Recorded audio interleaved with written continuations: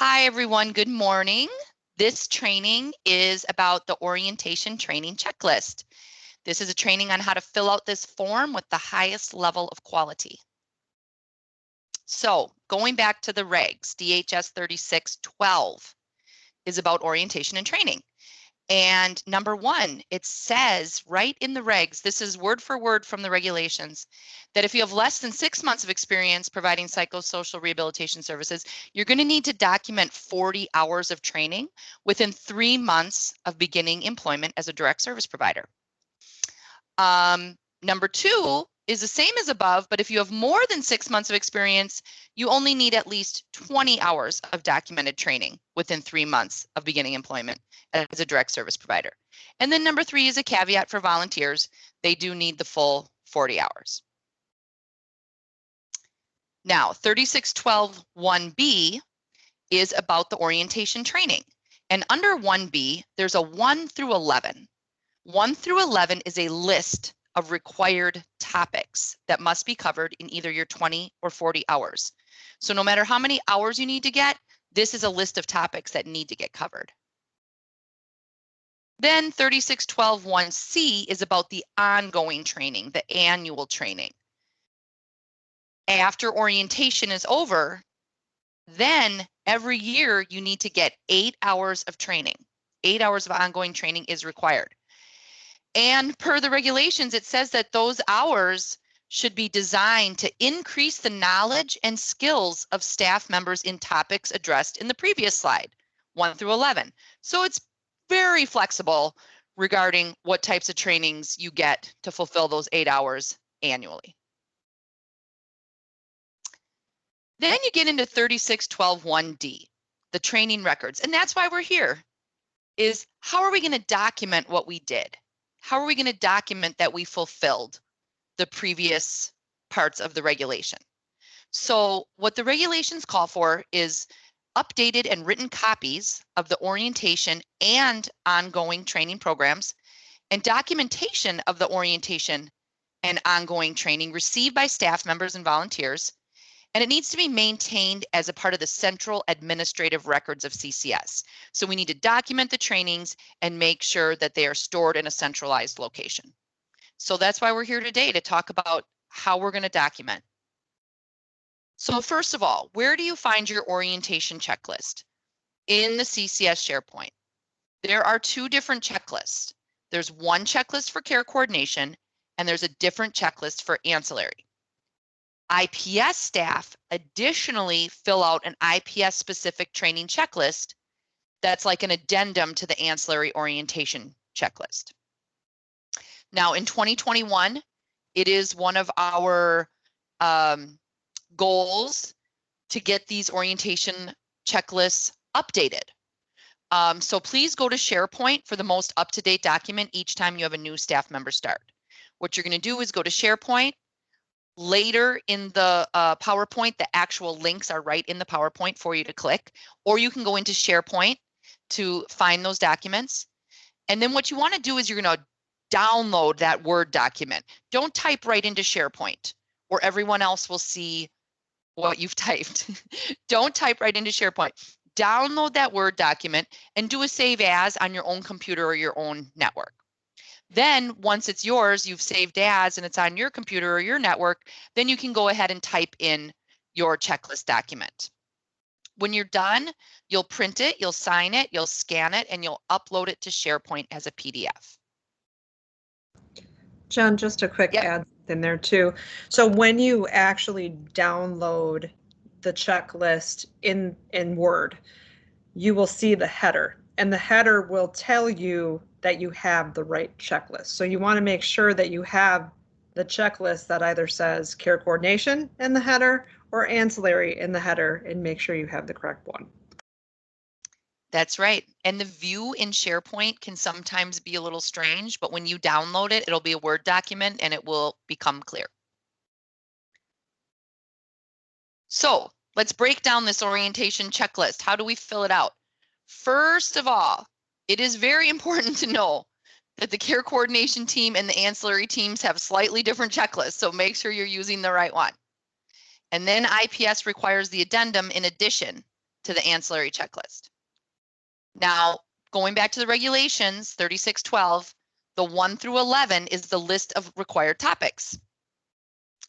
Number 11 is training that is specific to the position for which the employee is hired. So for example, for care coordination, for ancillary, and for IPS, that number 11 is going to look very different. Okay. And the example I'm going to give is that currently ancillary providers are not required to train on Avatar because they don't use it, but care coordination is. So all topics 1 through 11 do need to get covered though by all workers, care coordination, ancillary, and IPS. Okay, now we're really breaking down the checklist here, okay? Number 1, staff name. Number 2, the enrollment date. That's the date that impaneling approved your staff person. Number 3 is your agency. And number 4 is your position, which is your job title. And this should tell the reader, what we're really concerned about are the auditors, if this staff person is on the care coordination team or the ancillary team or the IPS team. So we would see that if the position said care coordinator or MHP versus an ancillary person might have a job title of recovery coach or psychotherapist, substance abuse counselor, things that are apparent to be ancillary. Okay, now we're getting into the hours of required training. This is a very easy, it's just one check, but I would say it is probably the most missed thing on orientation checklists that we see, is that nothing here gets checked. So I just want to reiterate that one box needs to be checked. This is where you are making a formal declaration that this staff person does have at least 6 months of experience, so they only need 20 hours, versus they have less than 6 months of experience and they're going to need the full 40. So it's very easy to check this box, but it just gets easily overlooked as well. So please make sure that that box is checked. Now, the first 2 columns. First of all, not to confuse everybody, but the first column is only the first column on the care coordination checklist. The ancillary checklist doesn't have this first column. So the first column, which if you can see my cursor, is the DHS 3612B. This is our list of required topics. So I'm linking the actual regulation to the narrative, whereas the ancillary checklist currently does not have that. So the first column is for care coordination checklist only, and it references the number. The next column spells out the training that's required. This is like the narrative that goes with the number, okay? So this would be the first column on the ancillary checklist, but the second column on the care coordination checklist. This lists the topics 1 through 11 that are required, but it also lists some more topics that Milwaukee County requires, such as getting trained in Provider Connect and Avatar. There is space at the bottom to add in narrative on any more or further training that was received by this new staff member that does pertain to CCS. Okay, so now we have the date column. The date rules are really important. They can be a little tricky. First of all, full dates are required. We need a month, a day, and a year. You would be surprised at how often we see logs that are lacking the year. The year is important. These dates need to precede that 3-month deadline. So from the enrollment date that impaneling approved the staff person, these dates on the orientation checklist need to be done within 3 months. We don't want to see dates that are older than 2 years. If this training took place more than 2 years ago, it's no longer relevant. We do want to see dates of topics that require supporting documentation need to match that documentation. So for example, if you're documenting that you did the mental health AODA functional screen training, and we require the certificate for that. The date on the checklist should be the date on the certificate. That's what I'm talking about. Okay. And then this is stated on the checklist as a reminder for everyone. Hours completed must fall within 90 days of CCS enrollment. Do not include trainings that are more than 2 years prior to CCS enrollment. So any training that the new staff person got within 90 days pre-enrollment and 90 days post-enrollment count. So that's why that date is very important, so that we can make sure that those dates, in order to get credit for the hours, those dates need to fall within 90 days prior to enrollment or 90 days after enrollment. Okay, now the method column I'm calling the trickiest. I said possibly the trickiest. It is the trickiest, okay?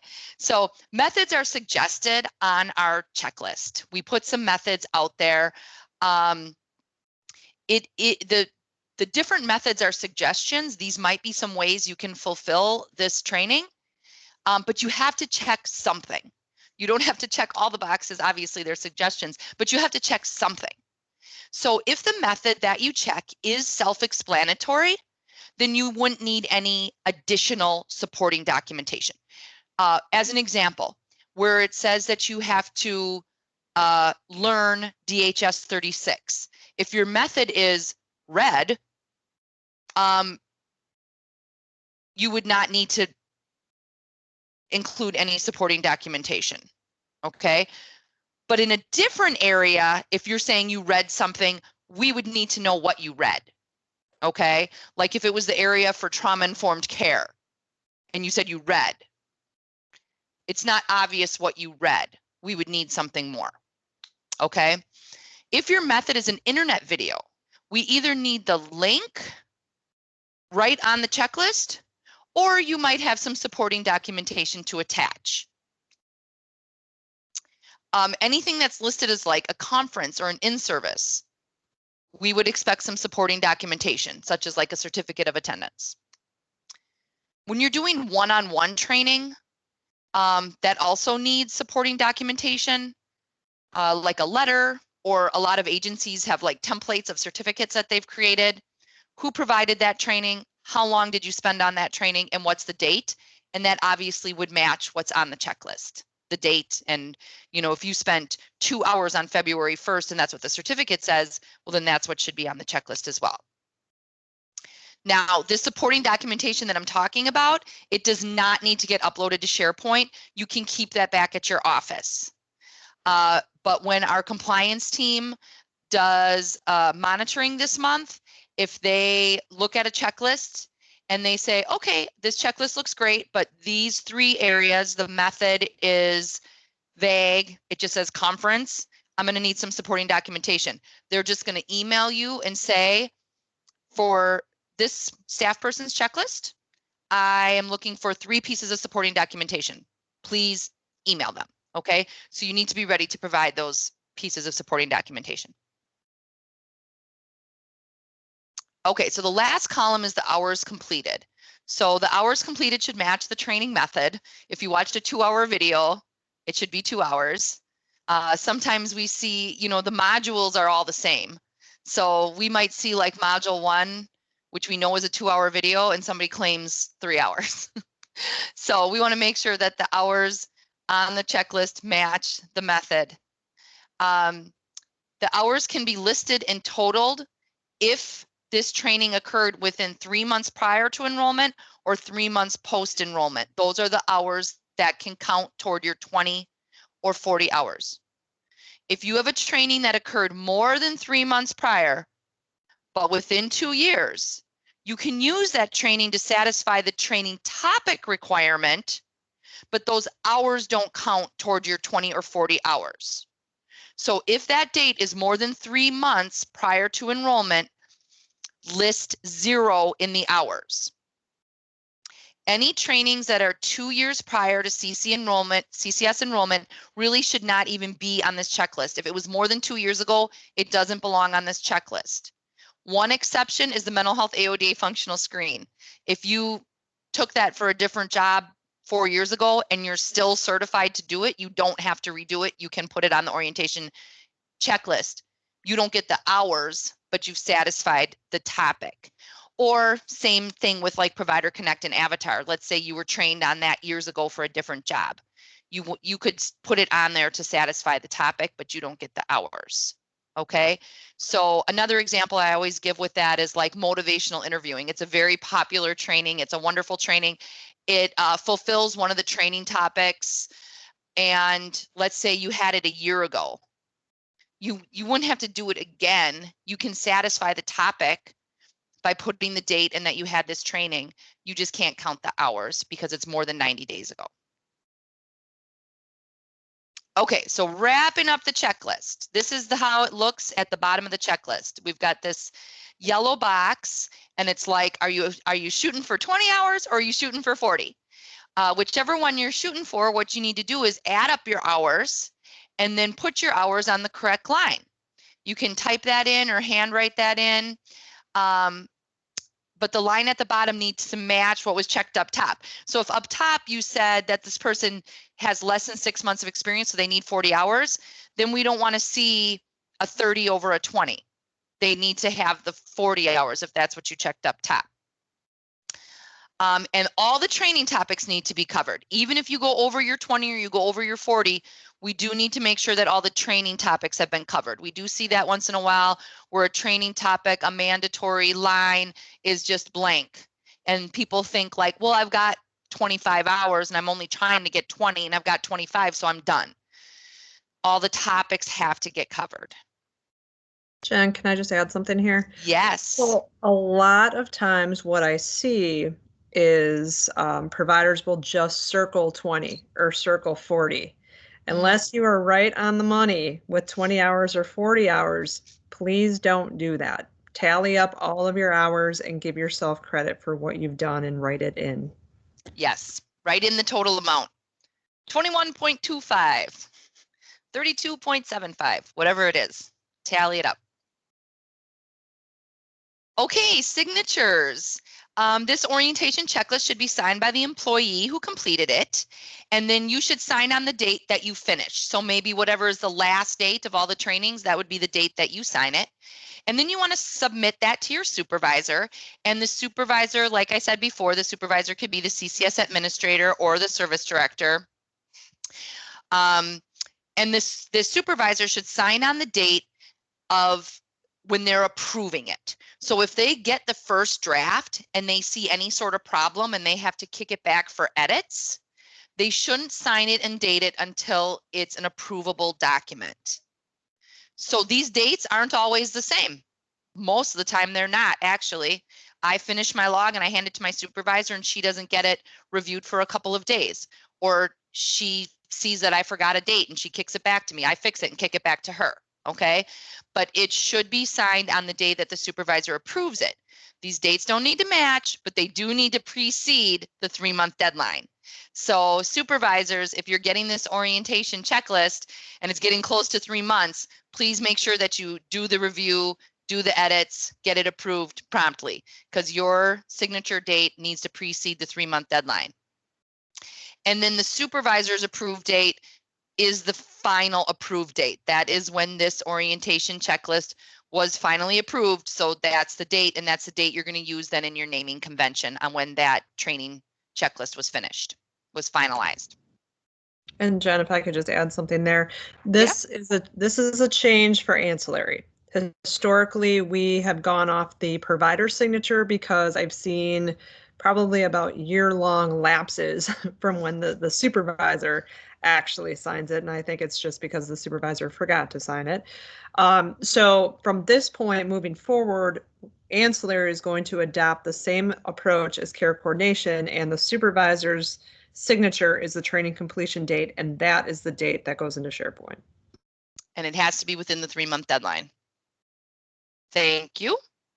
Okay, your orientation checklist is done. You're going to save this checklist using a naming convention, last name, first name, CCS orientation training checklist, and the date of the completion being the supervisor's signature date. Then you're going to upload this checklist to SharePoint in the adult provider directory. All direct service providers, so this does include supervisors, MHPs that are billing their time for consultations, need to have a line in the adult provider directory. Care coordination, ancillary, and IPS will upload the orientation checklist to their line in the directory. Now we're going to talk for a second about that ongoing annual training checklist. So you also are going to have to complete those.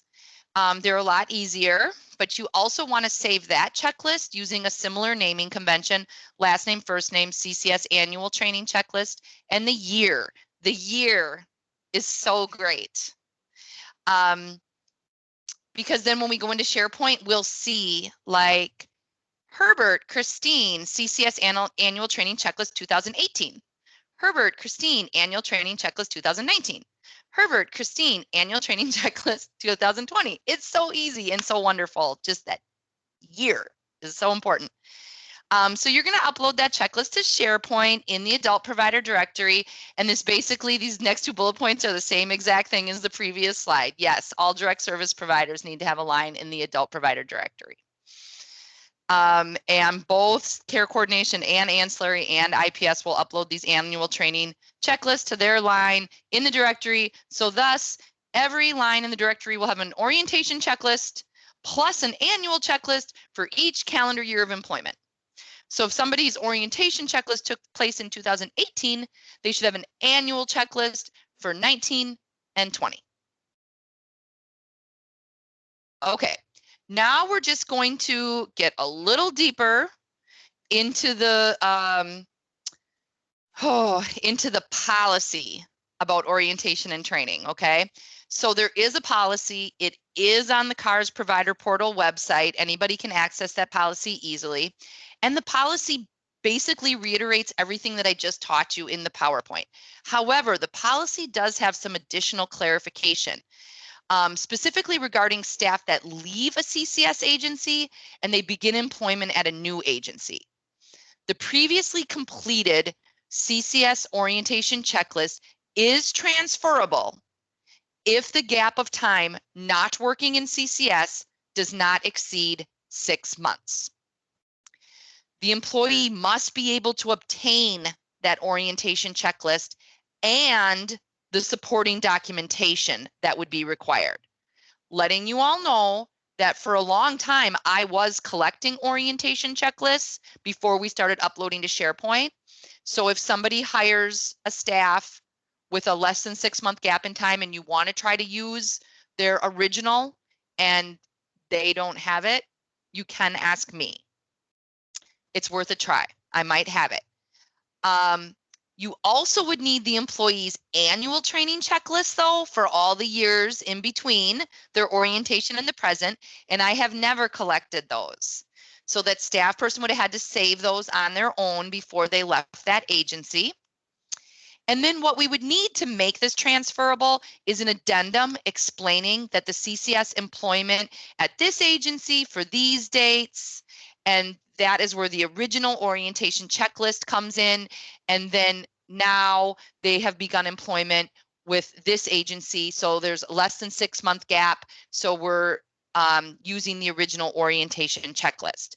So the way I would like to see this is that this letter, addendum letter, is on top and the original orientation checklist is below it, and it's scanned in as one document and uploaded to the SharePoint, so that if an auditor were to see the naming convention, last name, first name, orientation training checklist, when they open it, the first thing they would see is this, hey, just letting you know, the reason that this orientation checklist precedes their employment by 2 years is because we're using the original checklist, okay?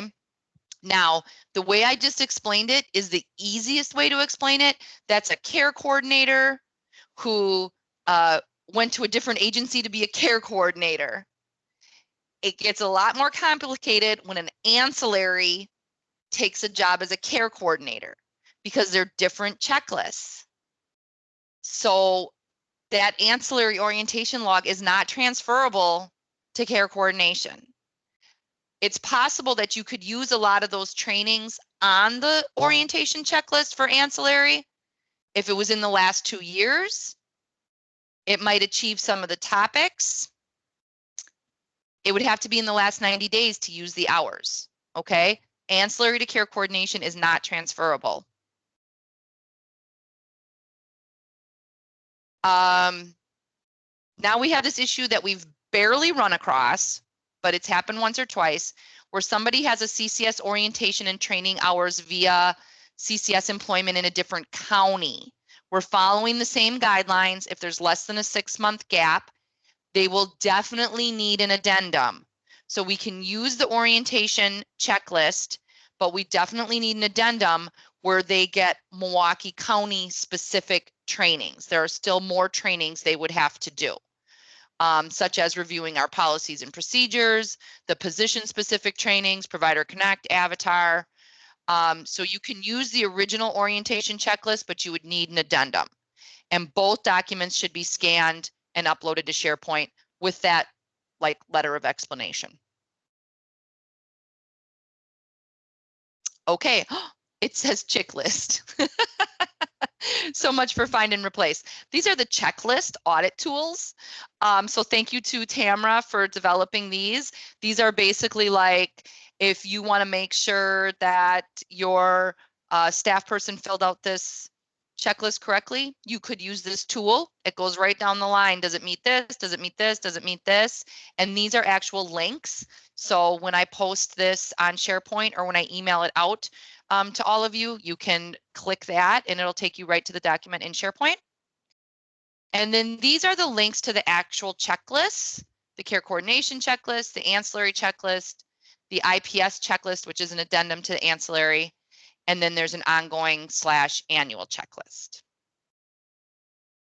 Now I'm going to real quick show everybody a sample of a checklist filled out correctly. So I'm going to escape my PowerPoint and go here to a training checklist. So this is Harry Potter and his agency is Hogwarts. His enrollment date is October 19th, 2020. So if you look at line 1, Harry read DHS 36, it took an hour. So what I do when I'm looking at these is I'm looking at, he did this on such and such a date by reading for an hour. He did the policies and procedures on the 23rd by reading for 2 hours. He took the job responsibilities training on 10/23 by watching a video for 1 hour. That surely should have been checked for 1 hour. He took this training by reviewing the ancillary provider and orientation packet for 1 hour. Harry got this training by watching module 9 for a half hour. So as long as it's our video from our library and we're saying which module it is, you don't have to have the exact link. We know exactly which module this is. We know exactly what this is. We don't need supporting documentation. We don't need the link. We know what module 9 is. Okay, training regarding current knowledge about mental disorders, substance use disorders, and co-occurring disabilities. Harry got this training on November 2nd, and here's the video that he watched. It's called Crash Course in Psychology, and it's from the CCS Orientation and Training Library. So as long as you put the title and it's from our Orientation and Training Library, you don't have to put the exact link. So that was a 15-minute video. And then Harry also watched this video from the Orientation and Training Library, which was 45 minutes for a total of 1 hour. For CCS overview, it's watching module 1 for an hour. For the recovery-oriented screening and assessment, it's watching modules 5 and modules 10, which together takes 2 hours. Trauma-informed care, watch this video from the library. CCS service array, module 3. And I'm looking at these dates and they're all within 90 days. And then all of a sudden I get to this nonviolent crisis management and the date is 2019. And it's like, oh, well, the CPI Nonviolent Crisis Intervention Conference, that's like an all-day thing. That satisfies the required topic for sure. But because of the fact that it's outside that 90-day pre-90-day post window, I'm just not putting any hours right here. So the topic is met, but we don't get any hours of, Harry doesn't get any hours of credit, okay? For RPOC development, we are not watching module 6 anymore. We're doing the training PowerPoint from SharePoint. I put 2 hours. RTM meeting and principles is module 7. Good clinical documentation is module 8. Now we get down to topics that are Milwaukee County required, but they're not necessarily DHS 36, 1 through 11 anymore. Mental health AODA functional screen, avatar functionality, provider connect functionality, the CARS policies that are listed on the CCS website. And I threw in an additional training because I did this training as Harry, the social work ethics and boundaries training on January 14th, attended a virtual conference presented by UW-Milwaukee School of Continuing Education for 4 hours. Now, in looking at this entire checklist, this would be the one thing that someone would ask me for supporting documentation. Everything else points directly to what was done, and you wouldn't need any supporting documentation. So as it turns out, I've got 30.25 hours over 20. So if I wanted to just take out that ethics and boundaries training for 4 hours so that I'm not obligated to have that supporting documentation, it would be okay. I could just remove it because I would still be over the 20 hours. Harry signed it on the 15th, Professor Dumbledore signed it on the 18th, and this checklist is done. Also, my presentation is done, and I would love to open it up to questions from anybody. You have my permission, ask away. You can either unmute and ask a question verbally, or you can post something in the chat. Hi, Jen. I just had a question about the annual checklists, and you may have said it and I just missed it, but do the annual checklists after the first year of employment only pertain to care coordinators, or is that also a requirement for MHPs and administrators as well? It's for everybody. Okay, thank you. It's for all direct service providers. If you have your name on a line in SharePoint, then the orientation and the annual checklist should be uploaded. Thank you.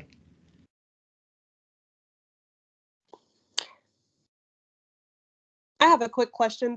Beth Loman may be able to answer it a bit better, but for the IPS, the addendum checklist, is that also required to be uploaded to SharePoint? Yes, we do have them uploaded to SharePoint along with the ancillary checklist. Okay, so you would upload it for us, or is the administrator or the supervisors required to upload that? The IPS supervisors would upload them all for their staff. Thank you, Beth. And Beth, would you prefer those to be 2 different documents with 2 different naming conventions, or would you want it all scanned as one document and then using our naming convention? One document is fine using the same naming convention. Great.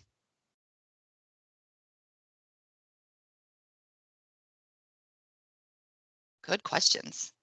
Anybody else?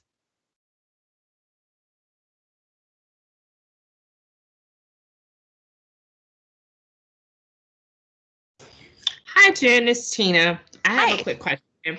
So, as far as from a quality standpoint, if both signatures are there and the staff signature, the staff is missing the date, but the supervisor has a date, would that be considered incomplete?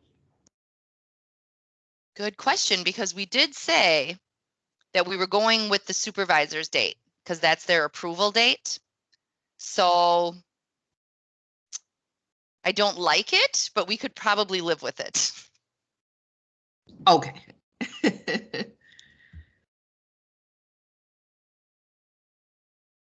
The supervisor having approved this document needs a date. So it is okay if the staff forgot to sign it. Yeah, I would say that would be a reminder to the agency, hey, please next time sign, date it when you sign it, but not like a ding on the audit. A finding, DQA would call it.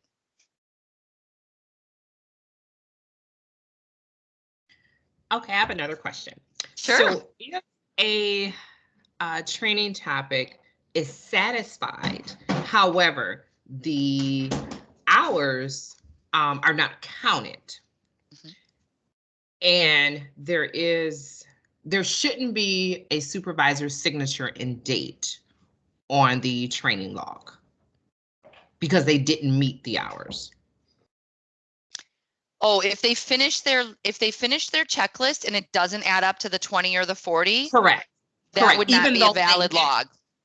Okay, So even the though they supervisor would have to satisfied send them the back topic. and say, Yep. you need to do more. Right.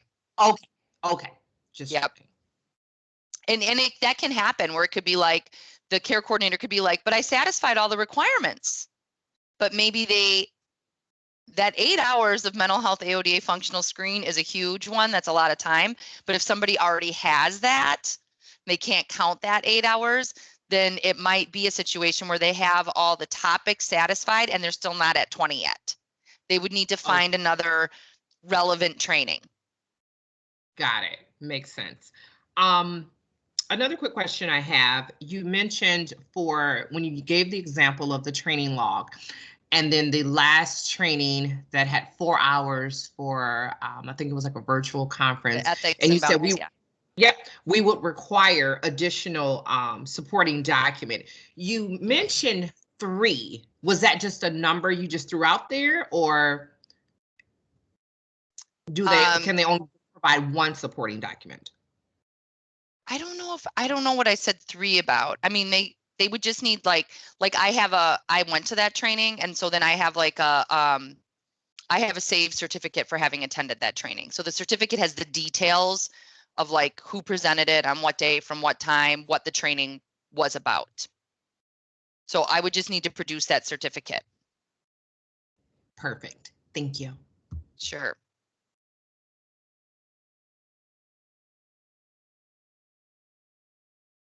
Any other questions? If you think of a question later, feel free to email me, no problem. Okay, I'm going to stop recording.